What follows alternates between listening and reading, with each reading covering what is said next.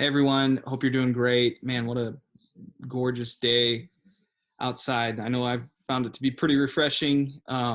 Hey, just wanted to share that tomorrow, Thursday, we're going to release kind of our big why, right? We talked about it a little bit at the front end. We're not just doing this just to have fun, but also to raise some awareness about some good charitable causes, nonprofits, and some other just really cool things that are going on. So we want to put a spotlight on those. Some of those are things that we're directly involved in, and some are not. Today we've got some extra content from a friend of mine, Mr. Justin Masterson, who knows baseball and he knows it pretty well. So enjoy hearing some of this content, and hope you're having a great day. Hope this brightens your day a little bit. Thanks for participating in the Best Take Bracket. Pedro story though on record. You got to give me that Pedro story.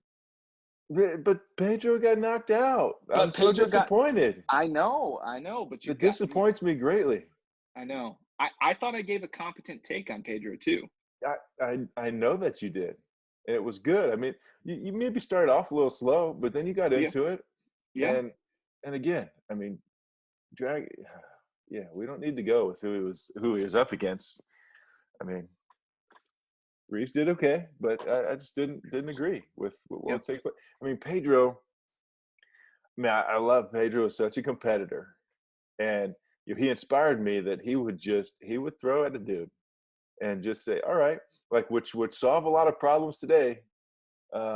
If somebody would be like, "Oh, you want to cause trouble like that? All right, well, I'm gonna put one in your back, and let's see how much your team wants to talk anymore." Yeah, 95, 96 in your back. But Pedro had the longest fingers that you would. I mean, like I don't have huge hands. We already talked that our hands are similar, and I'm a lot bigger than you. But his fingers were like out to here, and then not only that, but they would bend back. So just think of that, like extended long. They would bend back in such a weird way that hit the movement and the late action that he could get on a fastball was just absolutely impressive.